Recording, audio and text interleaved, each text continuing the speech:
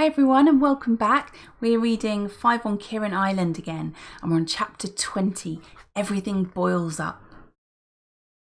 Meanwhile, the three boys and Timmy were having a strange journey underground.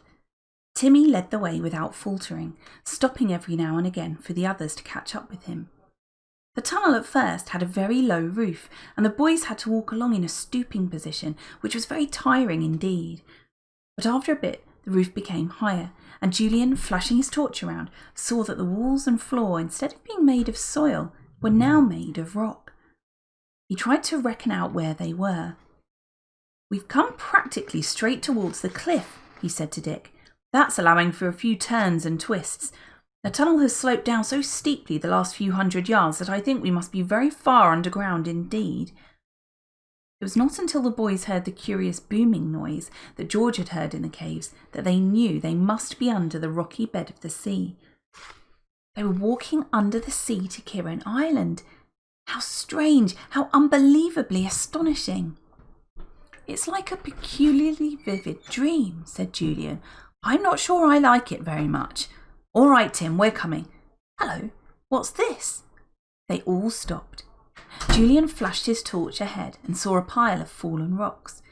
Timmy had managed to squeeze himself through a hole in them and go through to the other side, but the boys couldn't. "This is where the spades come in, Martin," said Dick cheerfully. "Take a hand."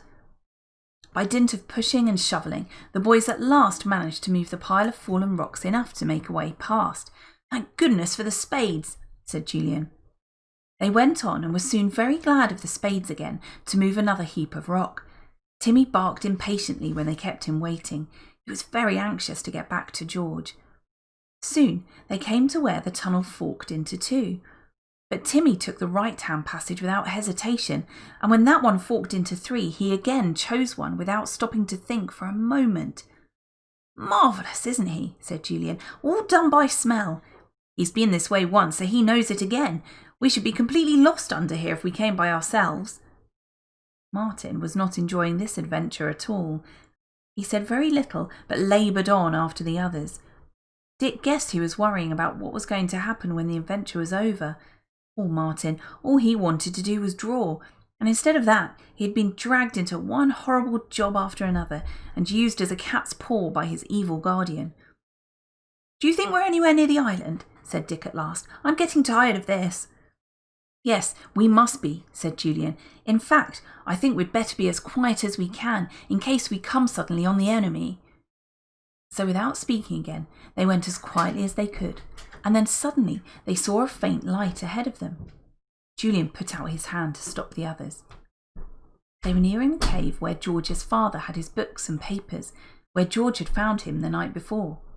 Timmy stood in front of them, listening too. He was not going to run headlong into danger. They heard voices and listened intently to see whose they were. "George's and Uncle Quentin's," said Julian at last. And as if Timmy had also satisfied himself that those were indeed the two voices, the dog ran ahead and went into the lighted cave, barking joyfully. "Timmy!" came George's voice, and they heard something overturn as she sprang up. "Where have you been?" "Woof!" said Timmy, trying to explain. "Woof!" And then Julian and Dick ran into the cave, followed by Martin. Uncle Quentin and George stared in the very greatest amazement. "Julian, Dick, and Martin! How did you get here?" cried George, while Timmy jumped and capered round her. "I'll explain," said Julian. "It was Timmy that fetched us." And he related the whole story of how Timmy had come into Kirrin Cottage in the early morning and had jumped on his bed and all that had happened since. And then, in their turn, Uncle Quentin and George told all that had happened to them. "Where are the two men?" asked Julian. "Somewhere on the island," said George. "I went scouting after them some time ago and followed them up to where they get out into the little stone room. I think they're there until 10:30, when they'll go up and signal so that people will think everything is all right." "Well, what are our plans?" said Julian. "Will you come back down the passage under the sea with us, or what shall we do?" "Better not do that," said Martin quickly. "My guardian may be coming, and he's in touch with other men. If he wonders where I am and thinks something is up, he may call in 2 or 3 others, and we might meet them making their way up the passage." They did not know, of course, that Mr. Kirrin was even then lying with a broken leg at the bottom of the quarry. Uncle Quentin considered. "I've been given 7 hours to say whether or not I will give the fellows my secret," he said. "That time will be up just after 10:30. Then the men will come down again to see me. I think between us we ought to be able to capture them, especially as we've got Timmy with us." "Yes, that's a good idea," said Julian. "We could hide somewhere till they come, and then set Timmy on them before they suspect anything." Almost before he had finished these words, the light in the cave went out. Then a voice spoke out of the blackness. "Keep still. 1 movement and I'll shoot." George gasped. What was happening? Had the men come back unexpectedly? Oh, why hadn't Timmy given them warning? She had been fondling his ears, so probably he had been unable to hear anything. She held Timmy's collar, afraid that he would fly at the man in the darkness and be shot. The voice spoke again. "Will you or will you not give us your secret?" "Not," said Uncle Quentin in a low voice. "You will have this whole island and all your work blown up then, and yourself too, and the others." "Yes, you can do what you like," suddenly yelled George. "You'll be blown up yourself too. You'll never be able to get away in a boat. You'll go on to the rocks." The man in the darkness laughed. "We shall be safe," he said. "Now, keep at the back of the cave. I have you covered with my revolver." They all crouched at the back. Timmy growled, but George made him stop at once.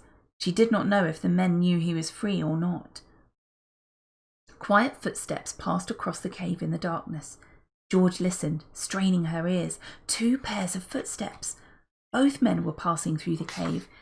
She knew where they were going. They were going to escape by the undersea passage and leave the island to be blown up behind them. As soon as the footsteps had died away, George switched on her torch. "Father, those men are escaping now down the sea tunnel. We must escape too, but not that way. My boat is on the shore. Let's get there quickly and get away before there's any explosion." "Yes, come along," said her father. "But if only I could get up into my tower, I could stop any wicked plan of theirs. They mean to use the powder there." "I know, but if I could get up to the glass room, I could undo all their plans." "Oh, do be quick then, father," cried George, getting in quite a panic now. "Save my island if you can." They all made their way through the cave up to the passage that led to the stone flight of steps from the little stone room, and there they had a shock. The stone could not be opened from the inside. The men had altered the mechanism so that it could now only be opened from the outside. In vain, Uncle Quentin swung the lever to and fro. Nothing happened. The stone would not move. "It's only from outside it can be opened," he said in despair. "We're trapped." They sat down on the stone steps in a row, one above the other. They were cold, hungry, and miserable. What could they do now? Make their way back to the cave and then go on down the undersea tunnel?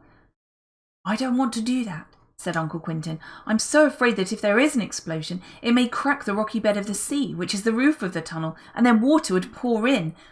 It wouldn't be pleasant if we happened to be there at that moment." "Oh dear, don't let's be trapped like that," said George with a shudder. "I couldn't bear it." "Perhaps I could get something to explode this stone away," said her father after a while. "I've got plenty of stuff if only I've time to put it together." "Listen," said Julian suddenly. "I can hear something outside this wall. Shh." They all listened intently. Timmy whined and scratched at the stone that would not move. "It's voices," cried Dick. "Lots of them. Who can it be?" "Be quiet," said Julian fiercely. "We must find out." I know," said George suddenly. "It's the fishermen who have come over in their boats. That's why the men didn't wait till 10:30. That's why they've gone in such a hurry. They saw the fisher boats coming." "Then Anne must have brought them," cried Dick. "She must have run home to Aunt Fanny, told her everything and given the news to the fishermen, and they've come to rescue us. Anne! Anne! We're here!" Timmy began to bark deafeningly. The others encouraged him because they felt certain that Timmy's bark was louder than their shouts. Woof! Woof! Woof! Anne heard the barking and the shouting as soon as she ran into the little stone room. "Where are you? Where are you?" she yelled. Here, move the stone," yelled Julian, shouting so loudly that everyone near him jumped violently. "Move aside, miss. I can see which stone it is," said a man's deep voice. It was one of the fishermen. He felt around and about the stone in the recess, sure it was the right one because it was cleaner than the others, though through being used as an entrance. Suddenly he touched the right place and found a tiny iron spike. He pulled it down and the lever swung back behind it and pulled the stone aside. Everyone hurried out, one on top of the other. The 6 fishermen standing in the little room stared in astonishment. Aunt Fanny was there too, and Anne. Aunt Fanny ran to her husband as soon as he appeared, but to her surprise, he pushed her away quite roughly. He ran out of the room and hurried to the tower. Was he in time to save the island and everyone on it? Oh, hurry, hurry! And that's the end of chapter 20. Thanks very much for listening. See you next time.